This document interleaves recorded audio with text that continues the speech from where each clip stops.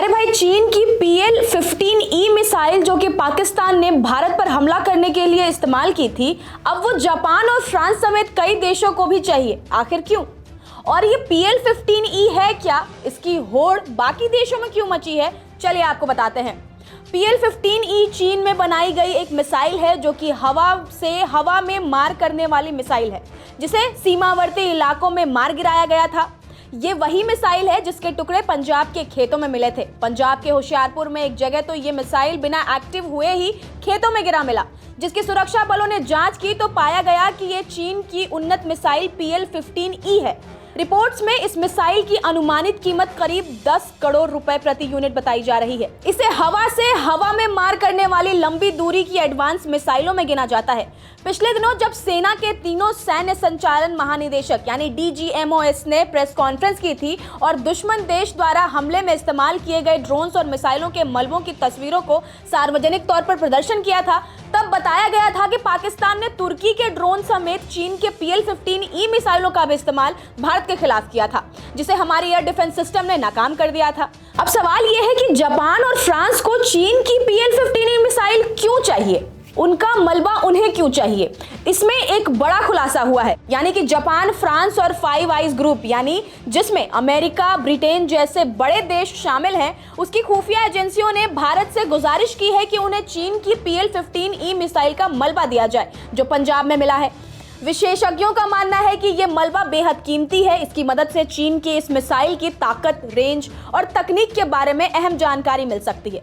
अब इससे इन देशों को दो बड़े फायदे होंगे। पहला फायदा, चीन की मिसाइल का तोड़ तैयार करना। अगर वे समझ जाएं कि मिसाइल कैसे काम करती है तो वे उसके मुकाबले की मिसाइल या सुरक्षा प्रणाली बना सकते हैं।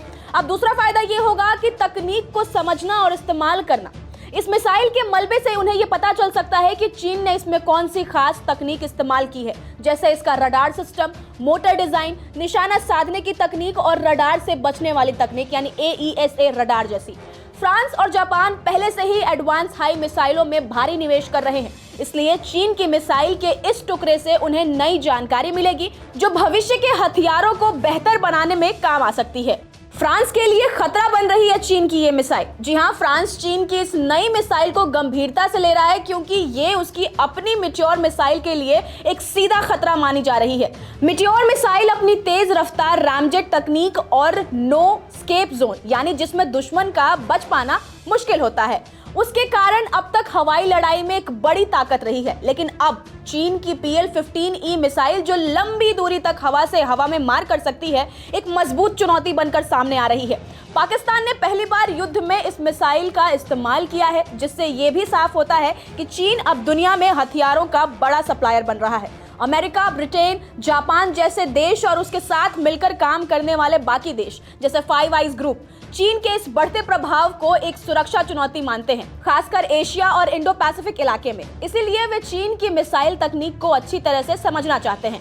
पंजाब में जो चीनी मिसाइल का मलबा मिला है वो इस रिसर्च में एक अहम सुराग साबित हो सकता है। अब ऐसे में भारत के पास ऐसा मलबा है जो चीन की सबसे आधुनिक मिसाइल तकनीक की जानकारी दे सकता है।